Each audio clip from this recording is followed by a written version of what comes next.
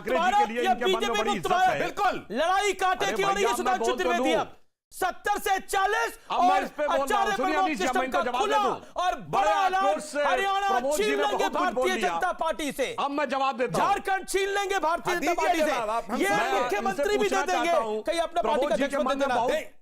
इतनी फॉर्म में आप लोग आ गए हो। देश की जनता आपके पार्टी के और सत्ता के अहंकार से ग्रस्त हो चुकी थी, इसलिए हम मुख्यमंत्री बना देंगे। हम बनाएंगे। क्या ये ठीक है? सुधांशु त्रिवेदी इसका जवाब दीजिएगा, फिर मैं अशोक आपकी बताता हूं।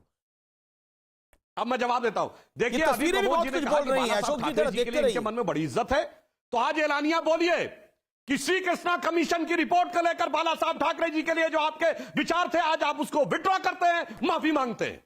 6 दिसंबर 92 के दिन बाला साहब ठाकरे जी के लिए जो विचार थे और कांग्रेसियों ने जो जो अपशब्दों का प्रयोग किया था, उसके लिए आप माफी मांगते हैं। 6 दिसंबर 92 को नरसिम्हा राव ने जो बोला था, बाला साहब ठाकरे जी ने उसके लिए कंडेम किया था, उसको आप स्वीकार करते हैं। बोलिए, ठाकरे जी के परिवार के प्रति यदि इतनी आस्था है तो।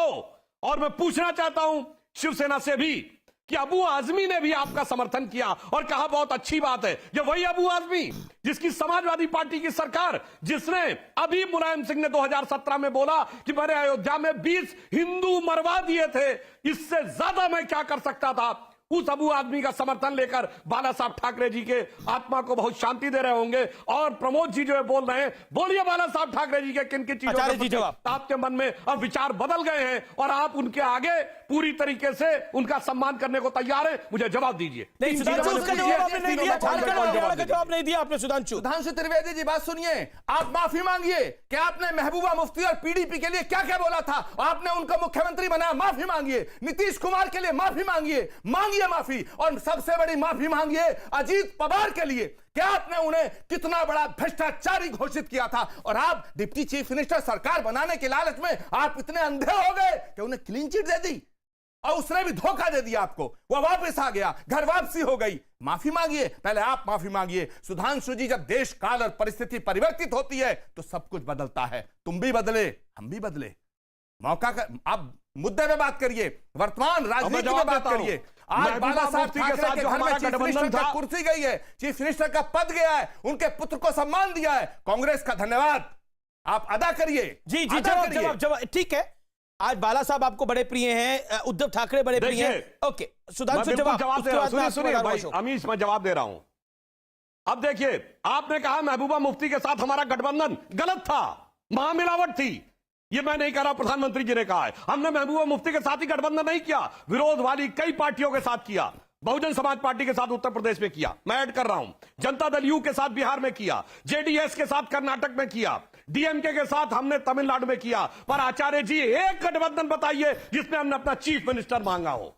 हमने चीफ मिनिस्टर के लिए सौदागिरी नहीं की, हमने परिस्थितियों को देखकर सामाजिक राष्ट्रीय विषयों को ध्यान में रख के किया। और कैसे किया?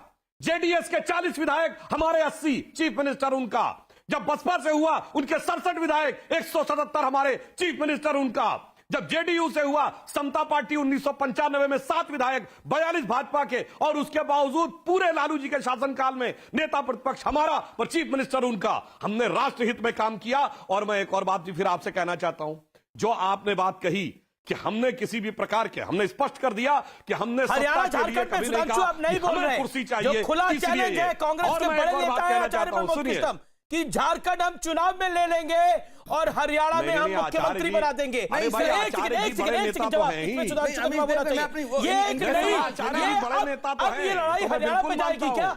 अब ये लड़ाई हरियाणा पे जाएगी क्या? बिल्कुल मानता हूं। और आज सुनिए, आज बड़े नेता हैं, मगर मैं बताना चाहता हूं, बाला साहब ठाकरे जी के परिवार से आज मुख्यमंत्री का पद आया है। पर याद दिलाना चाहता हूं, 1995 में पहली सरकार थी जब शिवसेना के चीफ मिनिस्टर मनोहर जोशी थे। नहीं हो तो रिकॉर्ड पर निकाल के देख लीजिएगा, प्रेस कॉन्फ्रेंस में उनसे पूछा गया आप रिमोट से चलते हैं? तो मनोहर जोशी जी ने कहा हां। अशोक वानखेड़े जी को याद होगा, वो उन्होंने कहा हां, मैं आदरणीय बाला साहब ठाकरे जी के रिमोट से चलता हूं। और आज बाला साहब ठाकरे जी के परिवार के लोग 2-2 रिमोट से चलेंगे, एक तरफ एनसीपी और एक तरफ कांग्रेस। और अभी तक का जो इतिहास रहा है, पीड़ा इस बात के लिए है कि आपने बाला साहब ठाकरे, उनके परिवार और उनकी शिवसेना को आपने पीडीपी से तुलना कर दी। अरे कहां आपने देश के खिलाफ बम्बारमेंट करने वाले, पाकिस्तान के गीत गाने वाले